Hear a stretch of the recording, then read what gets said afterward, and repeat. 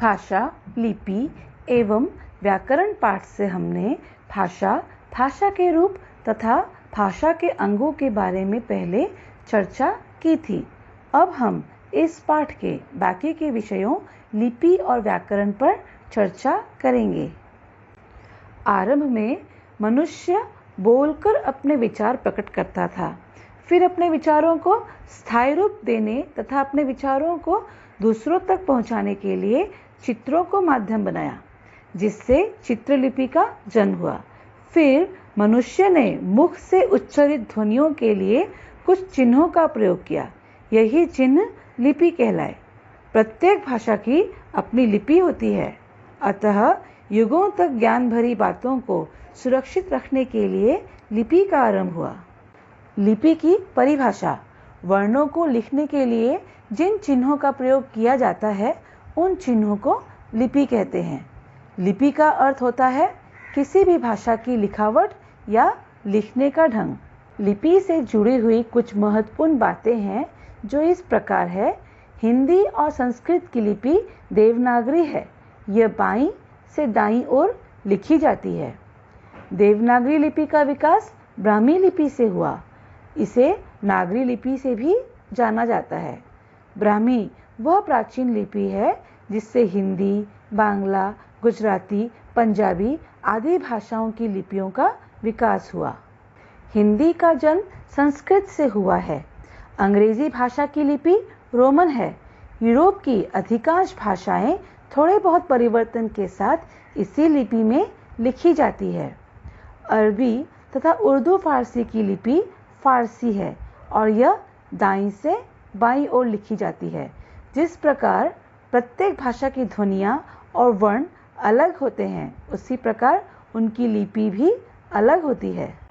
निम्नलिखित कुछ भाषा तथा उनकी लिपि उदाहरण सहित दिए गए हैं, जैसे हिंदी भाषा की लिपि देवनागरी है, संस्कृत भाषा की लिपि भी देवनागरी है, अंग्रेजी की लिपि रोमन है तथा असमिया भाषा की लिपि भी असमिया ही है। उसी प्रकार नीचे तालिका में कुछ भाषाओं के नाम तथा उनकी लिपियां दी गई है, जैसे उड़िया भाषा की लिपि ओड़िया, उर्दू भाषा की लिपि फारसी, कन्नड़ भाषा की लिपि कन्नड़ ही है, कश्मीरी भाषा की लिपि कश्मीरी, कोंकणी भाषा की लिपि देवनागरी, गुजराती भाषा की लिपि गुजराती, तमिल भाषा की लिपि तमिल, तेलुगु भाषा की लिपि तेलुगु, पंजाबी की लिपि गुरुमुखी, बांग्ला की लिपि बंगाली, नेपाली की लिपि देवनागरी, मणिपुरी की लिपि मैथी, मलयालम की लिपि मलयालम, मराठी की लिपि देवनागरी। अब हम व्याकरण पढ़ेंगे। जिस प्रकार खेल के उचित संचालन के लिए अंपायर या निर्णायक जरूरी होता है, उसी प्रकार भाषा को व्यवस्थित करने के लिए व्याकरण की आवश्यकता पड़ती है। व्याकरण शब्द बना है वि, जिसका अर्थ होता है विशेष रूप से, फिर आ मतलब पूरी तरह से, और करण अर्थात व्याख्या करना। इनसे व्याकरण शब्द बना है, जिसका अर्थ है भली प्रकार से समझना अर्थात ठीक से समझना। हम ध्वनि से वर्ण, वर्णों से शब्द और शब्दों से वाक्य बनाना व्याकरण से ही सीखते हैं। व्याकरण की परिभाषा: व्याकरण वह शास्त्र है जिसके द्वारा हम किसी भी भाषा के शुद्ध रूप का ज्ञान प्राप्त करते हैं। इसका शाब्दिक अर्थ है विश्लेषण करना या अच्छी तरह से समझना। व्याकरण में भाषा के मौखिक तथा लिखित दोनों ही रूपों का अध्ययन किया जाता है। भाषा में व्याकरण का महत्व इस प्रकार से है। व्याकरण भाषा को नियमित और व्यवस्थित रखना सिखाता है। यह भाषा के विशेषताओं का विश्लेषण करता है।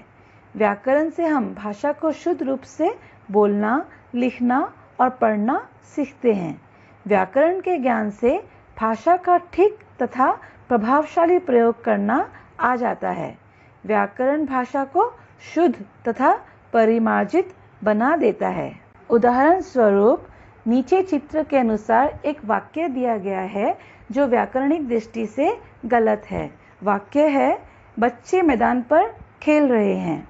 इस वाक्य में कारक चिन्ह गलत है। वाक्य में पर कारक का प्रयोग नहीं होना चाहिए था, इसके बदले इसमें कारक का प्रयोग होना चाहिए। सही वाक्य है बच्चे मैदान में खेल रहे हैं। उसी प्रकार दूसरे उदाहरण में वाक्य है गाय घास खा रहा है। यह वाक्य भी गलत है क्योंकि गाय स्त्रीलिंग है और उसके साथ जो क्रिया प्रयुक्त हुई है खा रहा है वह गलत है क्योंकि स्त्रीलिंग के साथ स्त्रीलिंग क्रिया ही प्रयुक्त होगी। तो सही वाक्य है गाय घास खा रही है। तीसरे उदाहरण में वाक्य है घोड़ा दौड़ रहे हैं। यह वाक्य भी व्याकरणिक दृष्टि से गलत है क्योंकि घोड़ा शब्द एक वचन है और रहे हैं शब्द बहुवचन है। तो क्रिया इसमें अशुद्ध है क्योंकि एक घोड़ा एक वचन है, इसलिए क्रिया का भी एक वचन होना जरूरी है। इसलिए सही वाक्य है घोड़ा दौड़ रहा है। अब हम चर्चा करेंगे व्याकरण के विभाग की। व्याकरण के आधार पर इसके 4 भेद किए गए हैं। पहला है वर्ण विचार, दूसरा है शब्द विचार, तीसरा है पद विचार और चौथा है वाक्य विचार। पहला वर्ण विचार, इसके अंतर्गत वर्णों के आकार, उच्चारण, उत्पत्ति, उनके मेल तथा लिखने की विधि आदि के नियमों पर विचार किया जाता है। अर्थात वर्ण जो भाषा की सबसे छोटी इकाई होती है, इससे भाषा की शुरुआत होती है। ध्वनि वर्ण का मौखिक रूप है। ध्वनि का लिखित रूप ही वर्ण होता है। हिंदी वर्ण माला में स्वर और व्यंजन 2 प्रकार के अंग है। शब्द विचार, इसके अंतर्गत रचना या बनावट के आधार पर मतलब शब्दों को तोड़ने पर सार्थक अर्थ निकलता है या निरर्थक अर्थ निकलता है। फिर है स्रोत के आधार पर अर्थात इतिहास के आधार पर कि वह शब्द तत्सम है, तद्भव है, देशज है या विदेशज है। और फिर निर्माण आदि के आधार पर। इन सब नियमों की जानकारी ही शब्द विचार होती है। तीसरा है पद विचार। इसके अंतर्गत संज्ञा, सर्वनाम आदि पदों के स्वरूप तथा प्रयोग पर विचार किया जाता है। जब कोई शब्द स्वतंत्र न रहकर व्याकरण के नियमों में बंध जाता है, तब वह पद बन जाता है। पद विचार का उदाहरण देखिए। नीचे चित्र अनुसार एक वाक्य दिया गया है, मोहन भोजन खा रहा है। इसमें वाक्य में अगर हम शब्दों को अलग अलग करते हैं, मोहन भोजन खा रहा है, तो मोहन और भोजन 2 अलग अलग शब्द है। लेकिन जब इन शब्दों को हमने जोड़ दिया तो एक वाक्य बना, मोहन भोजन खा रहा है। लेकिन इस वाक्य में मोहन शब्द को एक पद मिला है। वह पद है संज्ञा का, साथ में कर्ता का भी उसे पद मिला है। और इस वाक्य से हमें लिंग का पता चलता है और वचन का भी पता चलता है, जिससे यह वाक्य व्याकरण के नियम से बंध गया है। अतः मोहन संज्ञा है और कर्ता भी है और उसके नाम से पता चलता है कि वह पुल्लिंग है और वह अकेला है। इससे उसके एक वचन होने का भी पता चलता है। अतः क्रिया में हम लोग खा रहा है प्रयोग करेंगे। इस प्रकार वाक्य में संज्ञा, सर्वनाम, वचन, लिंग आदि के बारे में मालूम हो उसे पद विचार कहते हैं।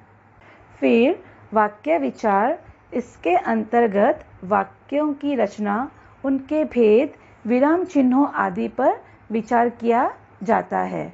प्रत्येक वाक्य में पहले कर्ता, फिर कर्म और अंत में क्रिया आता है।